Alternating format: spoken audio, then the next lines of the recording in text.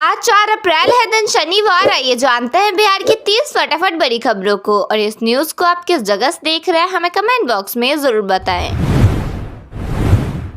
पटना में गैस की कीमतों और महंगाई के खिलाफ कांग्रेस कार्यकर्ताओं ने सड़क पर प्रदर्शन किया। इस दौरान प्रदर्शनकारियों ने महंगाई डायन खाए जाते हैं गाना गाकर विरोध जताया। कांग्रेसियों ने प्रधानमंत्री नरेंद्र मोदी को महंगाई का राक्षस बताते हुए सरकार पर जनता को राहत देने में नाकाम रहने का आरोप लगाया। अनंत सिंह के महादंगल में 5 खिलाड़ी ईरान के पहलवान से भिड़ेंगे। इस मुकाबले के विजेता को 51 लाख रुपए नगद और चांदी की गदा दी जाएगी। बाहुबली अनंत सिंह खुद अखाड़े में घूमकर कुश्ती का नजारा देखते नजर आए। भागलपुर में मंदिर हटाने के आरोप को लेकर अडानी ग्रुप के खिलाफ स्थानीय लोगों ने प्रदर्शन किया और आक्रोश जताया। इस मामले पर भाजपा विधायक ने कहा कि बाबा का मंदिर कहीं नहीं जाएगा।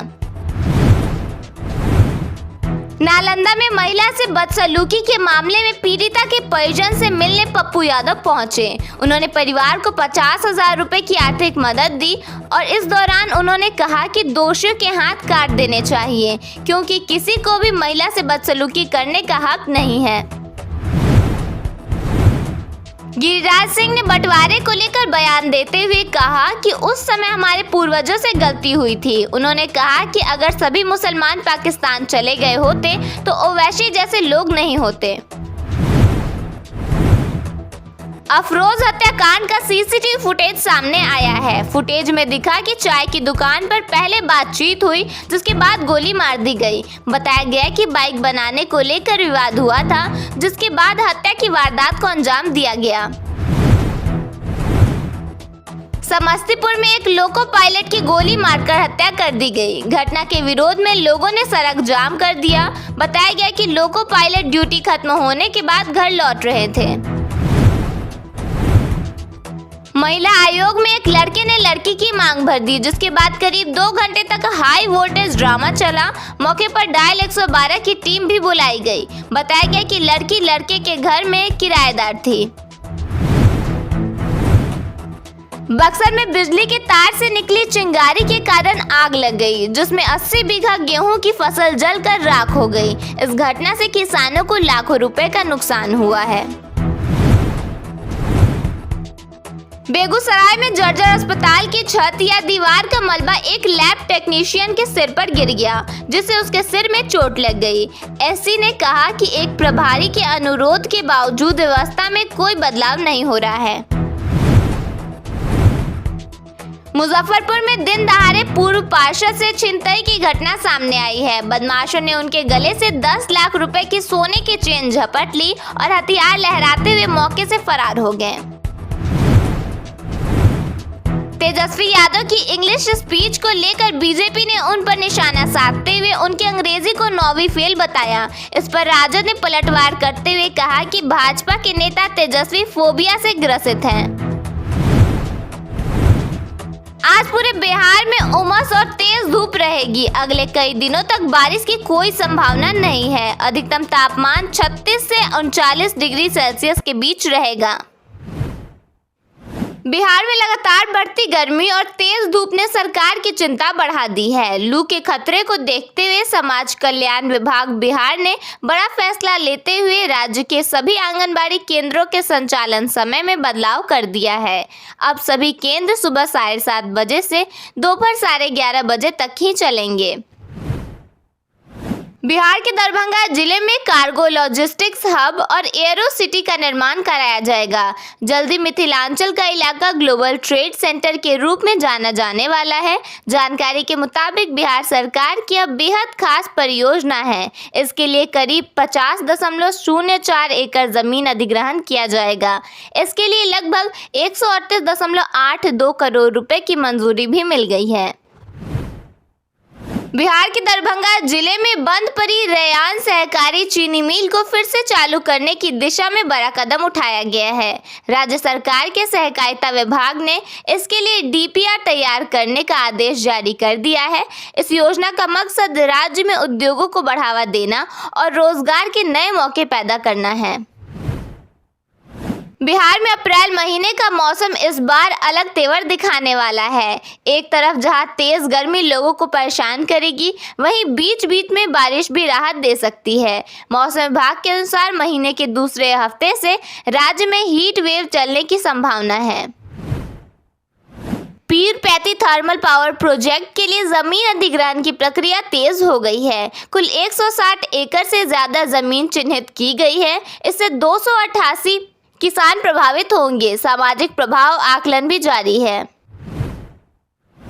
पटना सिटी के मुसल्लापुर हाट के 100 साल पूरे होने पर आयोजित समारोह में डिप्टी सीएम सम्राट चौधरी ने रोजगार और विकास को लेकर बड़े दावे किए। उन्होंने कहा कि बिहार में बीते 5 वर्षों में 12 लाख लोगों को रोजगार मिला है। आने वाले समय में 1 करोड़ नौकरी देने का लक्ष्य रखा गया है। उन्होंने यह भी कहा कि राज्य में औद्योगिक विकास को गति दी जाएगी, जिससे रोजगार के नए अवसर पैदा होंगे और युवाओं को बाहर नहीं जाना पड़ेगा।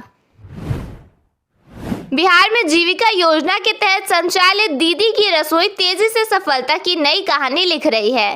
राज्य भर में इसकी 334 यूनिट्स खुल चुकी हैं, जिससे 5,640 परिवारों को रोजगार मिला है। इस पहल के जरिए अब तक करीब 286 करोड़ रुपए का कारोबार हो चुका है, जो महिला सशक्तिकरण का मजबूत उदाहरण बनकर उभरा है। दीदी की रसोई का विस्तार अब सिर्फ अस्पतालों तक सीमित नहीं रहा है, बल्कि इसका दायरा पुलिस अकादमी, ओल्ड एज होम और आवासीय स्कूलों तक पहुंच गया है। पटना के नवीन पुलिस केंद्र से लेकर सुदूर जिलों के रजिस्ट्री ऑफिस तक हर जगह महिलाओं द्वारा संचालित इन रसोइयों की मांग बढ़ रही है। खास बात यह है कि यहाँ पुलिस के जवानों से लेकर बुजुर्गों तक को उनकी ज़रूरत और डाइट चार्ट के हिसाब से पौष्टिक भोजन परोसा जा रहा है। बिहार राज्य पथ परिवहन निगम ने अंतर्राज्यीय यात्रा को बेहतर बनाने के लिए बड़ी तैयारी की है। पटना में 32 नई डिलक्स बसें पहुंच चुकी हैं, जो मई से दिल्ली, गुरुग्राम और अंबाला जैसे शहरों के लिए चलेंगी। आने वाले समय में कुल 149 बसों का संचालन किया जाएगा, जिससे यात्रियों को बड़ी राहत मिलेगी। रसोई गैस की किल्लत और सिलेंडर को लेकर मची होड़ का असर अब बाहर रहकर काम करने वाले प्रवासियों पर भी साफ नजर आने लगा है। गैस की उपलब्धता घटने से घर से दूर रह रहे लोगों के सामने खाना बनाने का संकट खड़ा हो गया है, जिसके चलते कई प्रवासी अब अपने घर लौटने लगे हैं। शुक्रवार को दिल्ली से हावड़ा जाने वाली पूर्वा एक्सप्रेस से जमुई स्टेशन पर उतरे प्रवासियों की अच्छी खासी संख्या देखने को मिली है। बिहार की सियासत में महिला सशक्तिकरण को लेकर एक बार फिर हलचल तेज हो गई है। जेडीयू के वरिष्ठ नेता राजीव रंजन प्रसाद ने स्पष्ट संकेत दिए हैं कि एनडीए सरकार महिला आरक्षण बिल को लेकर सिर्फ घोषणाओं तक सीमित नहीं है, बल्कि इसे लागू करने की दिशा में तेजी से ठोस कदम उठाए जा रहे हैं।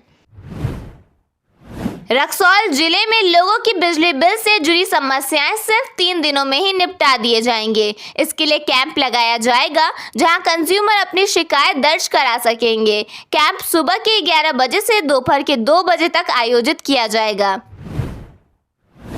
मुख्यमंत्री नीतीश कुमार राज्यसभा के सदस्य की शपथ 11 अप्रैल को लेंगे। इससे पहले 30 मार्च को उन्होंने बिहार विधान परिषद की सदस्यता से आधिकारिक तौर पर इस्तीफा दिया था। 10 अप्रैल के बाद बिहार में नई सरकार के गठन के लिए ताबड़तोड़ बैठकें भी होने वाली हैं। बीपीएससी ने एईडीओ भर्ती परीक्षा के लिए एडमिट कार्ड जारी कर दिया है। बीपीएससी की एईडीओ भर्ती परीक्षा 14 अप्रैल 2026 से 21 अप्रैल तक चलेगी। इस बीच अलग अलग डेट्स पर परीक्षा आयोजित की जाएगी। इस भर्ती परीक्षा के जरिए 935 पोस्ट भरे जाएंगे। पूर्वी चंपारण जिले के मोतिहारी में जहरीले पेय पदार्थ के सेवन से 4 लोगों की मौत हो गई। इसके साथ ही 15 लोगों की हालत गंभीर बनी हुई है। यह मामला अब राजनीतिक रूप लेता जा रहा है। केंद्रीय मंत्री जीतन राम मांझी ने कहा, शराबबंदी ठीक है, लेकिन इसके इम्प्लीमेंटेशन में कहीं ना कहीं गड़बड़ी है। सरकार का काम कानून बनाना है, लेकिन उसे इम्प्लीमेंट करना हम सबका काम है। मुंगेर में प्रमंडलीय आयुक्त कार्यालय के पेशकार मुकेश कुमार को 1.70 लाख रुपए रिश्वत लेते रंगे हाथ गिरफ्तार किया गया। 10 साल से एक ही पद पर तैनात मुकेश पर सरकारी जमीन के मामलों में फैसले के नाम पर मोटी रकम वसूलने का आरोप है।